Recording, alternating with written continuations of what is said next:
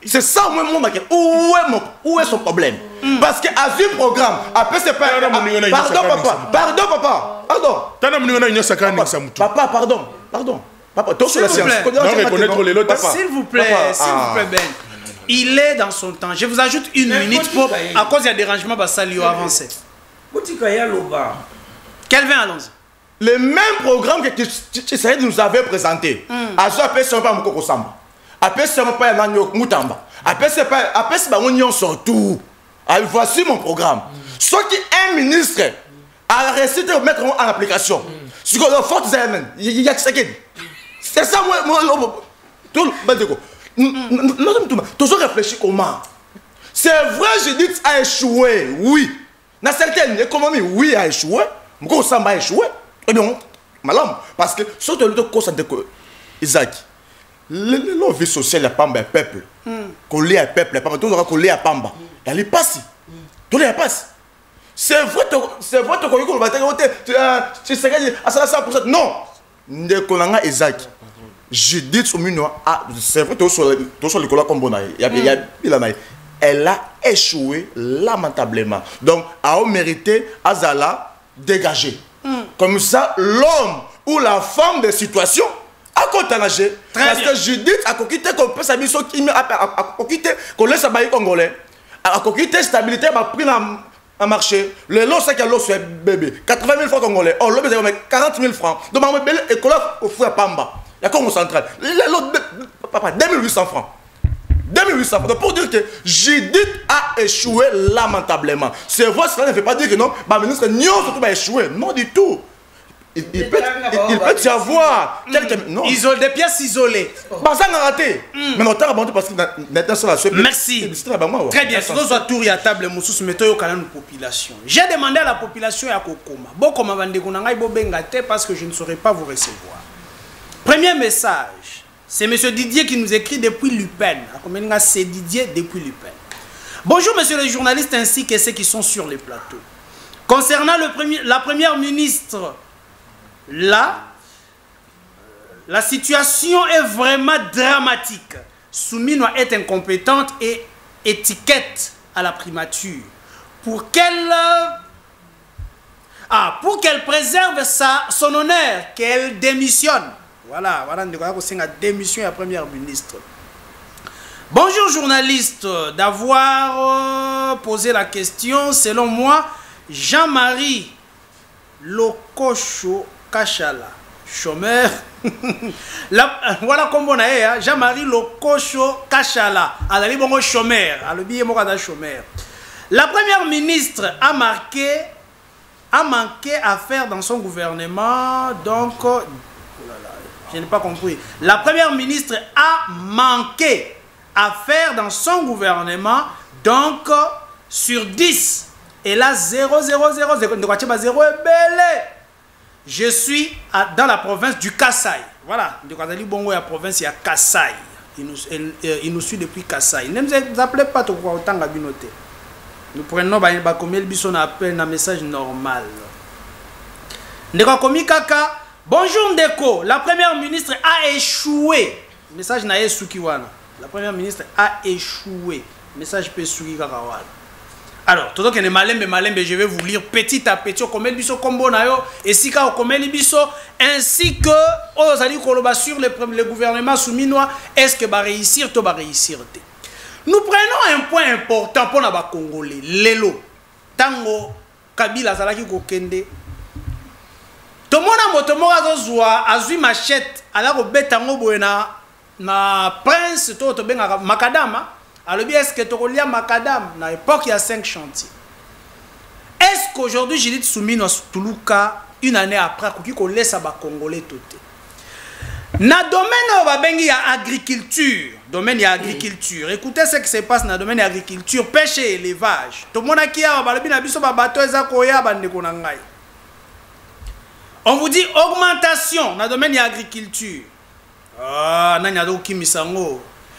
Dans le domaine de l'agriculture, il y a augmentation de 16% des crédits alloués à l'agriculture. Donc l'État a fait bon la agriculture. La pêche et l'élevage en 2025. Soutien de développement rural. avec une augmentation de 13% des crédits encore alloués dans le domaine ouana. Mais on se pose la question, Mosolo Ebele au gouvernement a tient dans le domaine de l'agriculture, pêche et élevage. Est-ce que les Congolais allaient ou alliés? Je rappelle ici, selon l'enquête, il y a une organisation internationale, les Congolais vont souffrir de malnutrition il y a moins de 5 ans, 45%. Il y a moins de 5 ans en République démocratique du Congo qui souffrir de malnutrition. Est-ce que dans ce domaine-là, Maman Judith Soumino a réussi, toi à réussir? Vous avez la parole, Maître Joseph. 4 minutes. Merci beaucoup, Ndeko Isaac. Pour laisser les Congolais toter. Avant nakota na question na yo, nazolinga na sala moi toilettage pédagogique na makambo yo Ndeko nanga héritier outi koloba na mutu nanga na ebie ben na ebie depuis 2008. C'est vraiment c'est un frère oyo soki lobilo to lobito tanga na époque wana tango biso to zalaka ndenge ya lobi parmi batu oyo ba ndeko briller ye pas zalaki na 4 semaines eloko lelo na se retrouver et pas na ezaka eloko moka bakisi oyo za community valeur ajoutée eza kimutema mabe oyo eza e malokola kindoki donc soki zalaki tanga banda okola ba ko benga eke mwana oyo balese kindoki. Mais ce qu'on a évité, c'est qu'il qu'est-ce qui sera possible? Balé ça moutou kindoki na mukolo to ezala na éviter. Bandoki, ce qui pasteur moko kata denilé soka kozala, il faut ça. Est-ce que c'est possible? Balé ça moutou kindoki na mukolo na éviter. Ce qu'on a zonga na sala toilettage pédagogique ndenge na utako loba, ndeko nanga héritier, il faut tout saka ba congolais. Awa ozali kokumisa kabila, omoni ngai na linga kotanga komba mutu wana te. Pour na respect ya bayo bakufa ba Hosimu Kenji ba Thérèse Kapangala engamoko be na yebi ngana kangama asira Kabila pour na kopesa kaka opinion parce que moi je suis le victime parce que tant que peut-être vous n'avez jamais été victime, il y a mauvaise gestion ya mutuana oyo kobenga lelo Joseph Kabila et tant que koya na ba plateau à télévision il faut tous la na respect ya opinion parce que baye oyo ba kolanda biso bazana posa bazolanda parce que bana posa ba retenir eloko moko a tout ça la populisme. Lelo Joseph Kabila akenda notons ça la comparaison par rapport au régime ya Uti Koloba. Il y a Joseph Kabila na mwana mboka Félix Tshisekedi qui est congolais de père de mère. Azana nationalité mo oeza douteuse lokola ndeko ko tanga wana. Tozonga na gouvernement s'il vous plaît. Non, na tozonga mais ça qui m'a parenthèse parce que émission na elande makamingi to ko tika mutu moko a désorienté ba téléspectateurs. Yango ko senga ko sala toilettage pédagogique pour ba congolais ba kolanda biso ba retenir. Na époque Kabila banolinga ba congolais te. Kabila au lieu a créé une institution moko, dans le climat moko, dans le pays moko, et la démocratique, Kabila a créé des individus forts. Kabila, à l'époque, Moutabande koye bateke, est-ce que baïba kato baïba kate? Parce que ba normaliser mouibi. Yango moni bazala ki net régime moko, ya bato baïba ka collège. Et les lois avec qui mon amour fait ça, c'est que ce qui est à Koloba, moutou tel aïbi parce que to commis siko en état de droit. Et nul n'est au-dessus de la loi. Parce que Ndekora Bango Pona Bandeko, on défendre Matata Pono. Matata Pono qui se croyait intouchable. Et les lois avec qui m'ont fait ça, c'est en collaboration avec qui Dieu donné Kamouleta, les lois, toi n'est touchable. Et c'est grâce à Félix Antoine Tshisekedi les lois, Mboka Oyo, Mtoa Komi Koyeba, Oya Yibi, Oya Sali, et les lois, même les institutions Nyoso, Moutou Nyoso a qu'on répondre Yango. Vital Kamer qui est aujourd'hui président de l'Assemblée nationale. Non, zéro non de non, non. On peut retirer parce que laquelle il bande mais il fallait qu'il y ait un recadrage pédagogique. Est-ce que les Congolais ont mangé pendant le 1 an à Judith Soumino Tibuka? Bâtir mon solo en agriculture, mon solo en ça la nini. Na pêche élevage, mon solo en ça la nini sous Judith Soumino. Bon, là c'est ça la question. Bon, question pour nous répondre à ce qu'on a question là parce que faut tout ça va Congolais. Mbongo yo gouvernement tie pour nanga to ba congolais nyonso ba ko yo kaka na ba papier na nengo zolobao mais sur le terrain congolais a constaté le komoroti yango to ko senga mona mboka filta soit Tshisekedi na gouvernement oyo koya après avoir nommé ba ministre wana il faut ko pesa bango cours à patriotisme Kosa. Il faut qu'on pèse ça bango cours à patriotisme pour monter à la devoir civique. Il y a un moment qui n'époque les gars qui n'a pas qui parce que na ko sala ba recherche parce que na mikolo koya na koya kaka émission nao pour populariser départ à tous les ministres compétents. Parce qu'il faut populariser, il faut populariser comme à un niveau de maturité que ceux qui va zongi si moutumo ka sala ke l'autre côté na gouvernement ou ceux va zongi si to marché que nous sommes venus marcher parce que zongi si moutumo à sala ke l'autre côté. Parce qu'il faut populariser comme à la maturité wana. Et les lots par rapport à ma il y a populariser bateau basala ka musala malamu. Mko les ali quoi les sous marché pour encourager moi na mboka Dieu donner kamuleta oh lelo à travers institution naie toi les sous na ben touchable parce qu'il faut population comme à niveau il y a qu'on soutenir kamutu ko a poser action comme malamu to lobi to yé pour t'encourager et puis moto sous so ki lelo de konanga au monde to ko mama be compétent to sangani to ke to marché que to dénoncer muto à incompétent musala ba pesa a ko kokate pédagogiquement na bateau yo bakoya bakoza déjà préparé pour na devoir civique na devoir patriotique il faut na saler quelque chose parce que soki na salité bako marcher pe bako bele la bana na ngana bato bako yebake na ko saler le côté na incompétent. Merci beaucoup. Merci. Alors, tu as dit qu'on soit bon, ndeko Ben bien balobi yo pe au développer motema mabe comme la valeur ajoutée à comportement na yo. To éviter zanini. Mais je prends que deux messages to leki na ndeko Ben. Bonjour monsieur le journaliste, pour Nangaï, premier ministre na gouvernement naïe, ba démissionné pour bazoyo kisa peuple ya IDPS Sony. Oh là là. Ah oui, bazoyo. Ndeko kobenga te, nazo yamba appel te, nazo yamba appel te. Toujours ma nation. Merci, merci. Alors, s'il vous plaît, s'il vous plaît. Merci. Merci. Bonjour. Nazolanda bino nantsele. C'est très important. Merci. Nazolanda bino nantsele. Image olobaki okotia. Otia lisusu te. Merci. Na prometaki bino image zaki ya ya DG wala da otanga kitoko kuna na nani. Ba congolais bolandinga tina message. Na prometaki na kocha yango bon. Ata lelo la tete na kocha prochainement. Bonjour Ndeko Isaac. Yebisa Ndeko wana azobenga Kabila Saint. Soki ayebaki combien Kabila aza Satan na diable pour na Congo. Enfin Judith. Bon, diable pour na Congo. Enfin, Judith, elle n'a rien fait. Sami Kabaka. Je ne sais pas c'est dans quelle commune, au Komelibiso communauté. Merci Nayo quand même au Komelibiso. Dans l'émission, nous prenons Bandeko Moussoussou rapidement. Alors, bon, Ndeko Ben Biaï.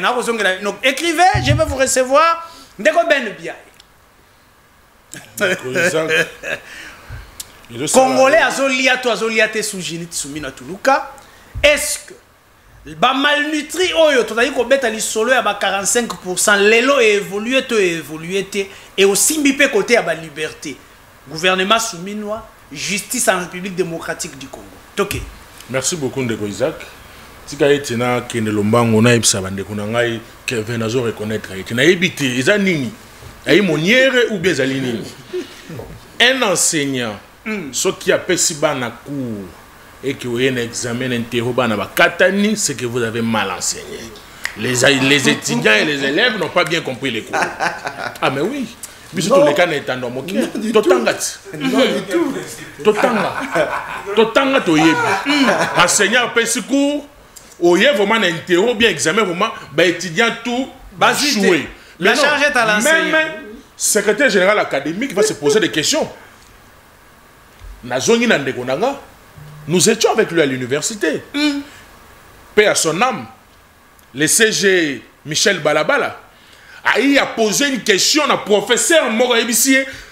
Le professeur Azati Lelo a fait cours. Donc j'ai dit bonjour là où il est le professeur Beaujolais. Il donne le cours de la statistique. Le secrétaire général a condamné le professeur. Pourquoi les étudiants ont échoué? C'est que vous avez mal enseigné. Donc Lelo hier a contredit Michel Balabala, paix à son âme. Contredire le secrétaire général, secrétaire général Michel Balaba sur le bain Marbalou. Très bien. Sois calme, papa. Je vais te rencontrer, mon cher. J'ai compris aujourd'hui, être dans l'union sacrée, c'est prendre de l'intelligence, mettre derrière. Ah, mais oui. Quand vous êtes dans l'union sacrée, vous prenez votre intelligence, vous mettez derrière. Et vous prenez la médiocrité, vous mettez devant. C'est ça le mal. Gêne. Nous parlons de l'agriculture, pêche et élevage. Papa. Ça va une époque à Jésus. Mais venir dans le plateau de télévision, j'ai dit ta récit. Déjà, le lobby qui cherche au Kenda, la Mkalelo. Mais personne vous comprenez. Mais quand vous prenez, moi, ma secteur, non, s'il vous plaît, laissez-moi aller. Vous touchez ma secteur, non, secteur n'y est Simbaki. Banda, j'ai dit, en tant que premier ministre, Foufou n'a pas na poubelle et boire ma société. Et comme il maman ba lambi et si moi na tondité. Aujourd'hui, vous dédouanez Félix n'échec. Maintenant, bravo. C'est que Kabila avait bien travaillé. Oui. Quand vous dédouanez, tu sais qu'il dit que les projets à gouverner, programme à gouvernement, c'est que Kabila aussi a travaillé. La constitution. Voilà. Comme c'est la constitution. Merci. Comme c'est la constitution. C'est que Kabila aussi avait bien travaillé. Comme c'est la constitution. On n'avait pas de micro. Comme c'est la constitution, c'est que Kabila aussi avait bien travaillé. C'est-à-dire que la constitution, le projet à gouvernement est à la guillette. Il faut dédouaner. C'est pas ça qui est malade. Bateau va travailler, le ministre, le premier ministre, n'est pas incompétent. Donc il faut dédonner ce monsieur dans Marmonos. Parce que le monsieur, le mal aimé dans Boga. Bobotola ina tata na maman na bana na ba nationalité tout. Papa. Je dis Tsumui na commis premier ministre. Tu es dans secteur, tu na bandika na secteur à justice. Minga goloba isalité. Alors vous êtes libre, bozolo baneng bozolo bawana côté ba liberté. Bongo yeka na époque na bango. Yeka na époque na bango. Papa mais n'importe peka ya batu mususu peto bando loba peka bati. Olobi mabende bakangi yo. Olobi bosolo batiki yo. N'importe tozalia ebele bakangi. Ribalo ba vérité ba okanga bango. Kinana loba mabe bakanga yete. Bakanga yete na régime na bango te. Bakote boloko te. Hein? Daile bakanga yete bakote boloko te. Ba medi. Bande na biso mususu kuta bo privé ba même na ba misala na bango. Bokangi bango te. Mais vous voulez tout le bani. Alors, quand il y a moi, il y a moi sur Judith, et là, moi, malongé zati. Na secteur justice, bon, moi. Et là, c'est zéro. Agriculture, pêche. Agriculture, il y a tout le bon sang. Papa, on souffre zéro. Souffrance, c'est un mboka, on a joué bisayo. Même l'IP, comme il passe dans mboko. Na régime, na gouvernement, aux alliés à Judith, à 500 francs, au sommet, on y a malonga. Est-ce que tu as déjeuner? Tu as dit que maman a dit que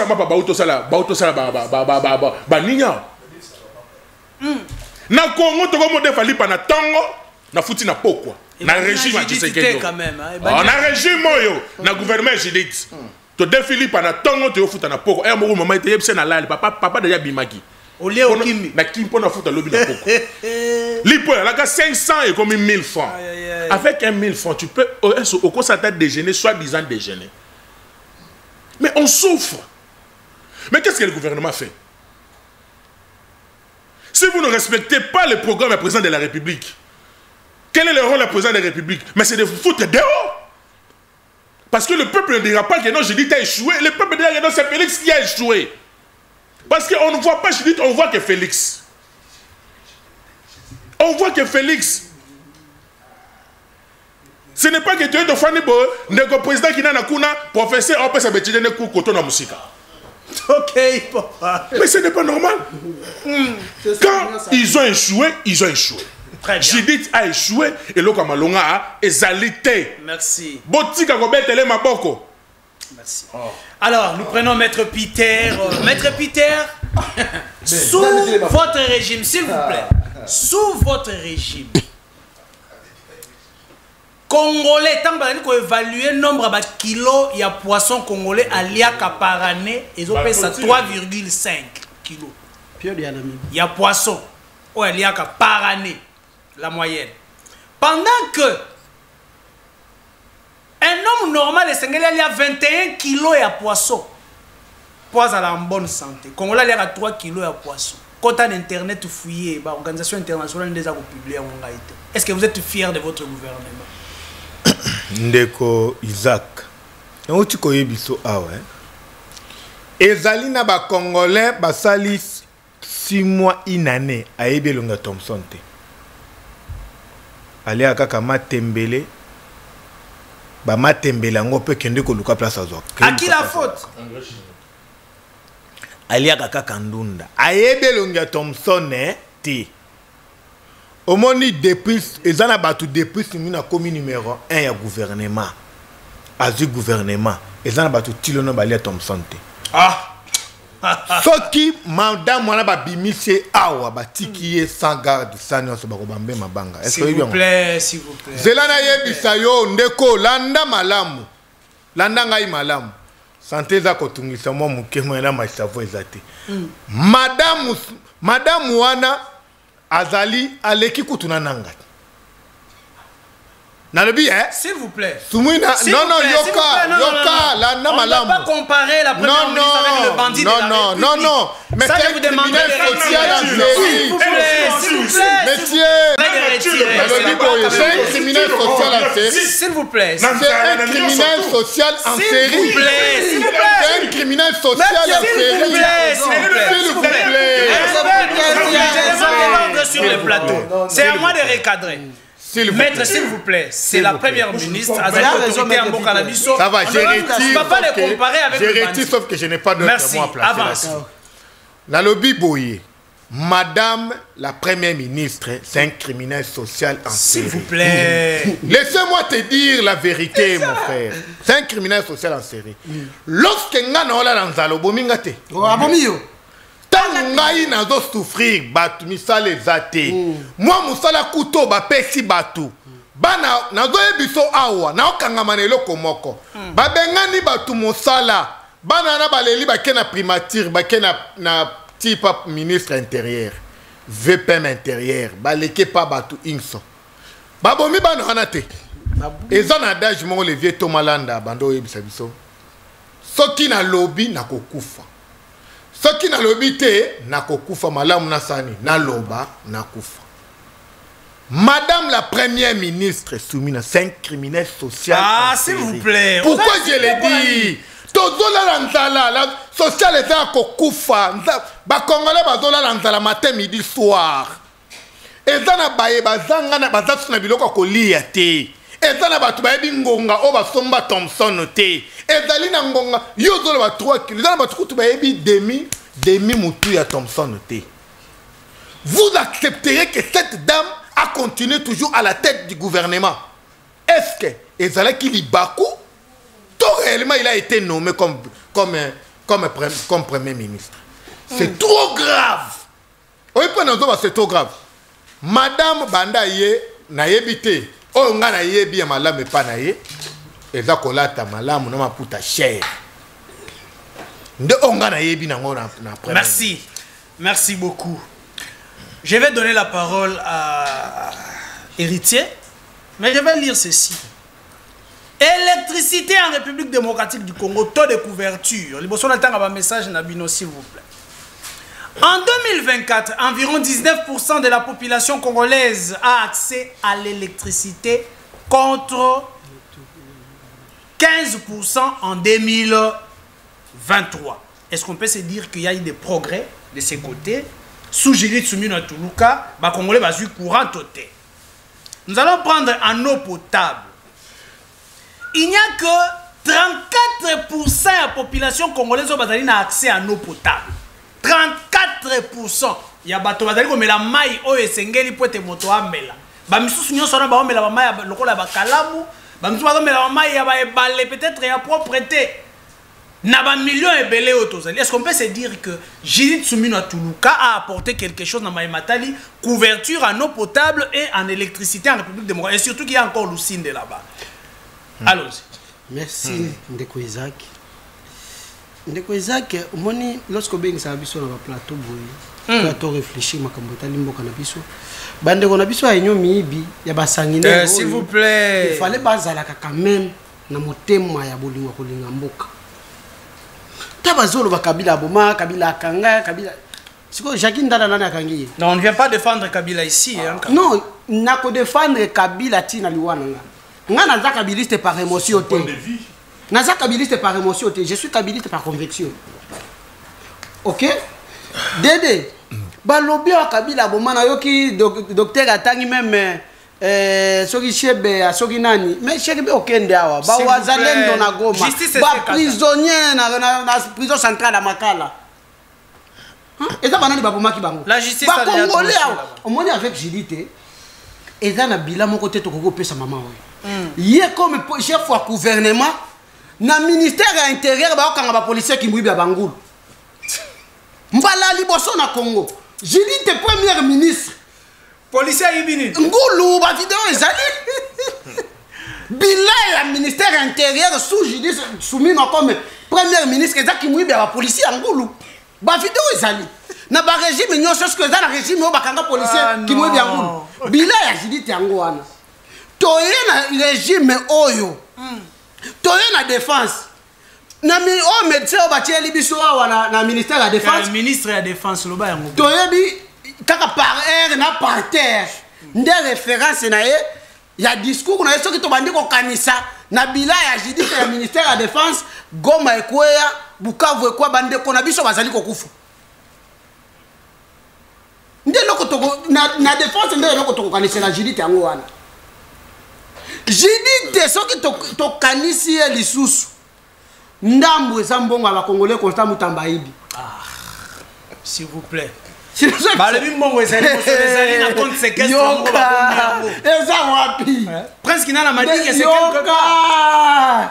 Président presque na nazali ko pekisa ya atika kokota na makambo te ba Congolais ba ko inaye. Aza candidat président de la République en 2028. Siko ya ba discours à lokuta. Mutamba Ibi to ko populariser le tournement ya Mutamba. Oh. Mutamba ko kangama. S'il vous plaît, la justice n'a pas encore tranché. Yo kanabisa. J'ai dit tendenge azawa mama oyo. Aza sincérité parce que na projet 145 territoires arrêtera quitter.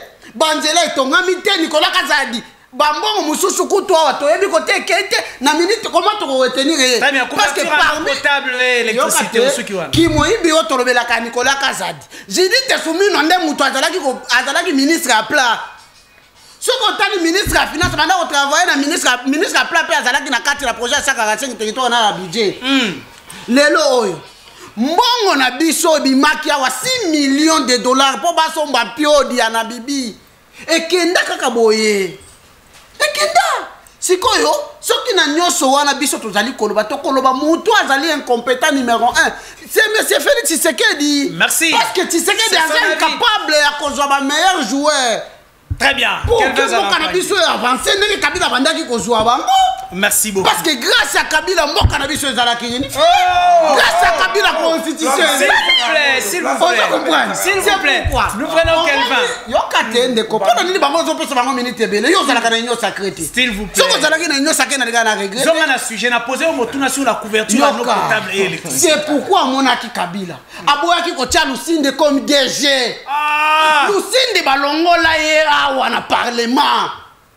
Adel Kaina comme ministre à portefeuille azongisi après Lusinde kokende pas maman Marthe Lusinde azongi na Tongo. Ah s'il vous plaît tokotia maman Mateo bazali na comment bien bolinga to bisabino vérité. Lorsque Gilles Bunyanga loba wa ke Daniel Bumbao insécurité to vivre na Kinshasa aussi mona braquage ti na université. Na régime ni mona braquage na université. Mais na régime ba détourner o ba sanguinaire ba incompétent braquage ti na université. Merci. Merci. Kelvin Zalampangi. Merci. Les lots capital la biso comme capital la forage. Et comme capital la panneau. Et comme capital la groupe. Lusinde aza incapable ya ko pesa na ba congolais électricité. Zela siko mbosala ya SNEL les alini ni soki to. Yo kala bisayo. SNEL oyo eza ya recruter ba communicateur ba sala kidia lelo na Kolwezi, ba sala kidia lelo na Matadi, ba sala kidia lelo na Mbandaka, ba lo ke Lusinde a pesa courant. Merci. Merci beaucoup. Alors on se pose la question. Na commune ngana Mbandaka na ville province ya Kinshasa. Donc en 2 mois yango courant ezalité. Est-ce Merci beaucoup, merci. Est-ce que Lucinde Azana no Congolais sont contents les Lucinde bon? S'il vous plaît. S'il vous plaît, il est congolais pour assumer ma responsabilité donc Azali congolais nakatia mboka na biso. Alors on vient non. Kabila za congolais de père et de mère. S'il vous plaît. Kabila za congolais de père et de mère. Katumba za congolais de père et de mère. Merci. S'il vous plaît. On ne vient pas distribuer. S'il vous plaît. Alors, vous n'avez pas de micro. Merci. Alors, merci. Alors, mesdames et messieurs, je rappelle, pour la repère ça s'il vous plaît, tu n'as pas de micro, j'ai été le micro. Merci beaucoup, merci. Alors, nous sommes obligés de couper avec cette émission parce que Tozali Koyo Kanate, on ne respecte pas la population. Non.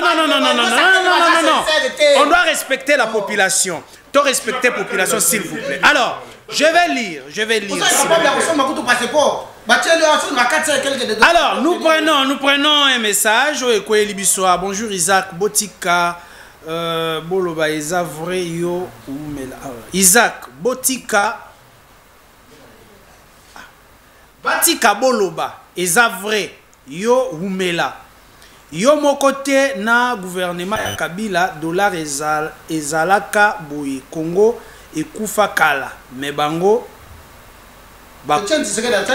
Congo ekufa kala me bango bakundi. Frère, crois que nous sommes à la cadette. Ancien premier ministre Kabila, ancien ambassadeur, ancien ministre. Ezali ndeko alobi na biso azali bongo ya KDC, azali pasteur na kati ya KDC. Voilà, je pense c'est ce qu'il voulait écrire. Bien que tu comprennes, je prends un autre message. Bonjour journaliste, Passi Eza Namboka Biso, Tozalaki na Angola Tangu, Monsieur Fachi Azwaki pouvoir, Tosepelaki pe Boye Bango, Tozalaki sur Mboka Eko changer, Nzokande, Toye Komitika na Maboko, ya ba détourneur. Démissionner kaka. Voilà, message ndeko akomeli biso. Alors, on termine tour à table avec ndeko Kelvin Zalampangi. J'aimerais bien obeta mingi li solo à électricité na mai. Nous pouvons tout dire, ceux qui va congolais bazali na mai ya malamoté, la santé n'est pas garantie. Ceux qui na lotili qui ya malamoté, le développement aussi ne sera pas garanti. Vous avez la parole. Merci ndeko Isaac. To obeta li solo ya secteur mbalo ya mai na courant parce que nyonso wana kaka na mutu ashiriti sumino na rappeler ndeko oti koloba biso tem toloba ke ancien président zala étranger ya biso te pardon s'il vous plaît, il est dans son temps, soyez élégant. Les amalam, j'ai une vidéo ici. OK. Katumbi aloba yango alobi to bobenga ngai na l'étranger. Bon, il y a un Tanzanie. C'est normal. Donc, voilà. Donc, c'est tout à fait normal. De bon combien de sauter. S'il vous plaît, soyez tolérants. Soyez tolérants, s'il vous plaît. Vous n'avez pas de micro, merci. Trop agité, hein. Avançons. On ne réfléchit pas comme ça. Bon, déranger Bissot. Donc, moi, tu réfléchis à la moralité. Ok. S'il vous plaît. Il y a mis balai. Ndeko nanga ben ya lobi amalam na zo na mutu na mama oshite ndio na lobi boye professeur apesi cours bana nyonso tout ba échoué na tangisi mabe je vous réponds soit professeur soit ba élève na yami bale na discours nanga alobi amalam na lobi bien que toi qui ne certain pas le pourcentage d'échec c'est les professeurs. C'est ça. C'est ça que dit la pédagogie. Exemple simple, à 40 élèves, 29 ont reçu, 11 ont échoué. À qui la faute? Maintenant, si échec est ma casse qui a échoué. Soyons clairs, chers frères. Échec est ma casse qui a échoué. C'est le professeur. Soyons clairs. Qui est le professeur? Merci. Ben va souffrir le pays, c'est vrai. Ben ola lobela on manje ça va blague parce que yé santé ma oza dakitoko. Yo ça va bien. Ota da ben da boy ben na essence mo ya moto ça ça da bien la vie. Oh les Congolais souffrent. C'est le petit peuple au biso to kemba. OK. La côte na mai wana. Ndeko Isaac. Lelo mutafuta ka facture à régie des eaux. Ana maïté. Moto a foutu ta facture chaque fin du mois. Maï et bibima ta moussa 2h du matin. Bande comme mbele maï souvent 1h 2h, 3h 4h. Courant kutumawa. Courant et deux heures raté. Maï problème. En pleine capitale, tu peux sa ampleur dans le forage. Mani, Judith Soumino. Or, les loyaux, courant, tu n'as pas courant, et ça problème. Tu as d'abord Yemoko, le titulaire, le directeur général. Yasnel. Moto, moto chef, a commis qu'on sombre un communicateur. A engagé un communicateur, va l'obéir la cahier, va défendre yé, c'est qu'il y a un problème. Parce que moto a aussi Moussala. On a besoin de un communicateur, va défendre yé. C'est ça, travail n'est pas sur les marchés. Est-ce que vous pouvez imaginer, dans une grande entreprise comme Snell SA, dans une réunion purement stratégique, il y a Snell. Bonsoir, petit communicateur au bout Dakar. Petit Lolengenini, s'il vous plaît, ils sont communicateurs, pas petits. Pas des petits communicateurs. Pas petits, ils non, sont communicateurs. Il y a des, non, je vous dis, je suis enseignant, il y a des petits communicateurs et des grands communicateurs. Le grand communicateur, c'est celui qui...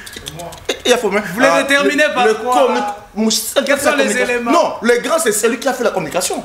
Ok. Différence, c'est ça qu'on défend des nations. Quand on monte à salut communication, on est grand pourquoi?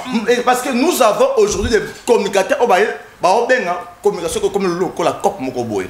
Dans le balance à mon solo. Oh, la communication est à art et à travail. Oh, tout ça. Naïwana, courant. Courant na Kinshasa et réalité. Lobby na ma tête na Kyoto la batte ma tête c'est vrai et c'est kalangaye. Na kei na commune ya plutôt na commune na quartier Kunda. En face il y a école et armée de Sali. Ndeko Isaac na 21h. Ma tête bobima mon luli. Mais sauf parcelle moko épé là. Na kanti pas ma comme na tout ma bien noté ça départ il y a agent SNEL. Ça la SNEL. Agent d'abord a fouta ni courant na bien dans le quartier ba teke Kunda. Na boutou lobby partout mon luli sauf sa parcelle oh les ala qui éclairé na tout n'y pays ate bampoule oyo économique bampoule oyo jaune wana oyo consomaka et na vacances na omo asa agence nel et puis bata bon basali ebelé d'abord il ne paye pas de facture mais ba on gagner courant ko le kabato ba futa de deux dans le niveau inégalité sociale ya mi balé mai te ko Isaac ma te ba commencer à forage lui mettre à forage pendant que je dis sous minois moto a échoué, ba changer la bisoye, kaka na gouvernement il y a union nationale ou bien ba ko changer ata lobby à longwe. Parce que on a ko lobelo musula ko senga ta monzi ya mboka. C'est vrai ezate le lenge mobe ko konzi et lobel biso. Mais ezana ba aspect musula la beaucoup plus urgence. Judith iname yangoyo apesi biso ko liate. Mayalité, courage alité, insécurité, braquage partout. On a dit que les qui sont à 5 ans passés, ça a été braquage dans braquage. Il y a des mois, Mais il y a kidnapping, après un mois, et si. Mais ce qu'on braquage, je sais là pourquoi. Et c'est là pourquoi. Nous, surtout, Judith Soumino, parce que c'est elle qui chapeaute le gouvernement. C'est elle. Raison pour laquelle nous demandons au chef de l'État. Majorité des ministres, Baza Sikoyo Awawa. Et Belé Bakozouante. Dans la table, nous sommes ratés. Parce que merci Ndeko Kelvin. Papa Isaac Oyo Aza chef wana Ezayu. Ah ok. Oyo Aza chef na plateau Ezanga yava mutwa loba. Opesa ye maloba. Il faut opesa ye maloba. Bozo loba makambu ya bien. Bosolo yango bien. Jeune pasteur Giscard Amassina. Merci beaucoup jeune pasteur Giscard Amassina. Bonjour journaliste, Botika Judith Souminoa Asala Naye Posa Nabino Eza Nini. Botika Judith Souminoa Asala Naye Posa Nabino Eza Nini. Donc monsieur Ambongo, il s'appelle monsieur Ambongo. Comment Ambongo est l'ingénieur? Bon, en tout cas, nous sommes arrivés vraiment à la fin de cette émission. vraiment à la fin de cette émission est Sili. Je signale aussi la présence de Maître Papi Diosonga Ndumwendela Bwenda qui nous assiste aujourd'hui. Même au tournant nangai on a posé bino yasuka, c'est une question directe. Question directe, wana izo senga bino te bo pesa nga phrase. Le gouvernement Judith Soumina bino nyonso inanima bolobi a échoué. Mais parlons diplomatie. Il y a régime Judith Soumina Toubuka, il y a une pièce où il y a la diplomatie, dans le ministère il y a affaires étrangères. A-t-elle marqué des points dans le secteur naïe toté? J'aimerais seulement un seul mot, s'il vous plaît, soyons très honnêtes parce que nous avons largement débordé. Alors, voilà, on nous signale aussi, M. Moutamba a été interdit de quitter le pays. C'est une information. Donc, Moutamba, Tango, Assemblée nationale, et Longo Libongo, immunité, n'a pas autorisation de poursuite. Constant Moutamba, il y Banda ya Mboka te. Donc, attendez ce qu'on a à disposition, il y a justice. Est-ce qu'on peut reconnaître aujourd'hui qu'à côté à diplomatie, le gouvernement Soumino a marqué les points? J'ai seulement besoin d'un seul mot. Merci beaucoup. D'accord ou pas d'accord? Non, mais vous avez vraiment injuste. N'a pas ça. Moi, par rapport à ma gambetali régime des zones ASNL. C'est là. Par rapport à ma gambetali régime des zones ASNL. Je n'ai pas de choix parce que vous allez déborder. Parce que vous risquez de déborder, s'il vous plaît. Bon. Vous risquez de déborder. Est-ce que, pour la diplomatie, ce gouvernement a marqué des points vrais ou faux? Naebisa Kyoke, tozana ministre moko isolé. Poser acte na bango vie carnet d'adresse na bango. Merci beaucoup. Donc vous reconnaissez que diplomatie, autre diplomatie c'est bon. Très bien. Moi Namboka Doudou Famba qui a fait quand même quelque chose. Merci beaucoup. Maître Peter, diplomatie. Est-ce que c'est à applaudir ou encore ils ont la même chose? Non, non, c'est vraiment à applaudir. Diplomatie, c'est vraiment à applaudir. Vraiment à applaudir. Merci beaucoup. Merci beaucoup. Nous prenons Héritier Ilunga. Diplomatie, est-ce que nous pouvons faire la diplomatie? Vous avez la parole. Rapidement. La diplomatie? Non. Non. Merci beaucoup. Nous prenons Ben Biaï. Diplomatie, on peut se dire que ça va? Bon, merci beaucoup, Nego Isaac. La diplomatie, j'invite d'abord la population congolaise de venir le 18, mercredi. Merci.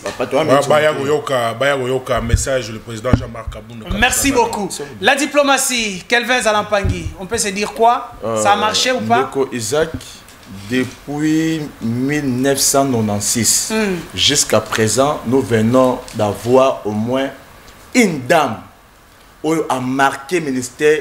Il y a Affaires étrangères. Très bien, merci beaucoup à tous ceux qui nous ont suivis. Merci à mes invités, ils étaient pertinents aujourd'hui. Les débats étaient vraiment à la hauteur. Merci à Ben Biaï qui est de l'Alliance pour le changement de Jean-Marc Kabounda qui forme d'ailleurs une coalition de gauche. Sortie officielle c'est le 18. Merci beaucoup à Héritier Ilunga qui se dit toujours kabiliste. Attaque au Kabila et Wana la Goma. Merci beaucoup à Docteur Joseph, toujours avec le Monière et Bomimboka. Merci. Merci à Maître Peter. Maître Peter, le défenseur. Merci Maître Peter Ngonga et Sili. Prochainement, merci à Kelvin Zalampangui, le président de la structure MEC. Merci au président Prince Kinana qui nous a assistés. Merci à Maître Papi Diosso, le troisième intellectuel de Kabeya Kamanga, qui nous a aussi assistés aujourd'hui. Le plateau était très riche aujourd'hui. Merci à mon équipe technique qui avait Némi derrière les différentes caméras, accompagné de Plamedi Tondo. Plamedi Tondo, l'unique et la seule fille que nous avons ici dans l'équipe technique. Merci à Montréal, le Réal Pams Bienga qui a caressé les machines acoustiques. Toujours là. Merci et bye.